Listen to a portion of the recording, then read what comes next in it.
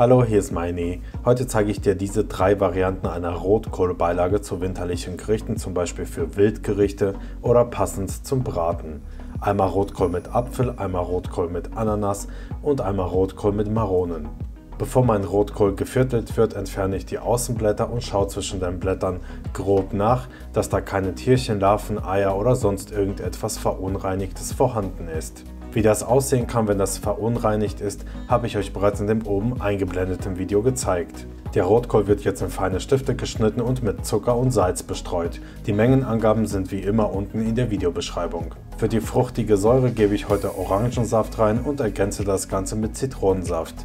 Zitronenabrieb einer Bio-Zitrone kann man natürlich auch mit reingeben. Man könnte aber auch mit einem fruchtigen Essig arbeiten, zum Beispiel Apfelessig. Durch die Säureeinwirkung und das Kneten nimmt der Rotkohl eine sehr schöne Farbe an. Jetzt müssen aber noch die Gewürze reinkommen. Nelken, Wacholderbeeren, Pfefferkörner und Lorbeerblätter gebe ich in einen Teebeutel rein, damit ich sie später, wenn der Rotkohl gekocht wurde, einfacher rausfischen kann.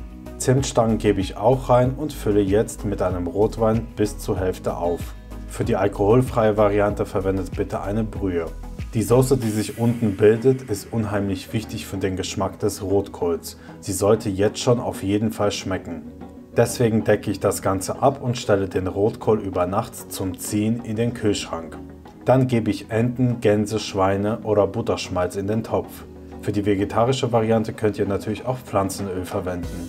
Jetzt schwitze ich ein paar Minuten lang die Zwiebeln glasig, bis ich den Rotkohl mit den Gewürzen und dem ganzen Saft komplett zusammen mit da reingebe. Eine Handvoll Reis hilft mir dabei, meinen Rotkohl später auf natürliche Weise zu binden, weil der Reis verkocht und den Rotkohl bzw. die Soße bindet. Über ein Abo von dir würde ich mich natürlich an dieser Stelle auch sehr freuen. Jetzt gebe ich noch etwas Brühe bzw. Rotwein rein, damit es bis zur Hälfte oder sagen wir mal 3/4 bedeckt ist, schmecke die Soße ab und lasse den Rotkohl abgedeckt etwa eine Stunde vor sich hinköcheln. Zwischendurch umrühren bitte.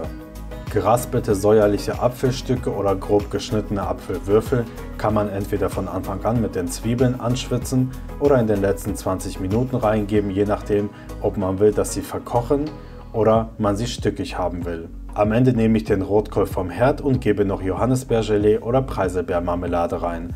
Andere Marmeladen gehen natürlich auch und runden den Geschmack ab. Das wäre jetzt die erste Variante gewesen. Für die zweite Variante brauchen wir Ananas. Dazu habe ich ihn oben und unten eingeschnitten und filetiere die Ränder einfach weg. Ich versuche hierbei nicht zu viel Abfall zu produzieren. Das mittlere harte Stück entferne ich. Wenn du willst, dass die Ananasstücke verkochen, dann einfach von Anfang an mit den Zwiebeln zusammen sozusagen in den Topf geben. Ich gebe sie in den letzten 20 bis 30 Minuten rein, weil ich sie noch etwas stückig haben will.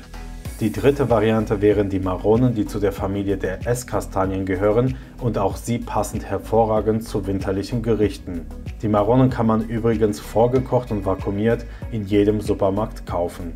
Meinen Rotkohl werde ich natürlich in Gläser abfüllen oder vakuumieren und einfrieren, weil ich viel zu viel produziert habe und nicht alles auf einmal aufessen bzw. verschenken kann.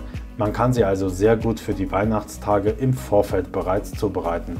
In diesem Sinne, schöne Feiertage, abonniert meinen Kanal und bleibt gesund.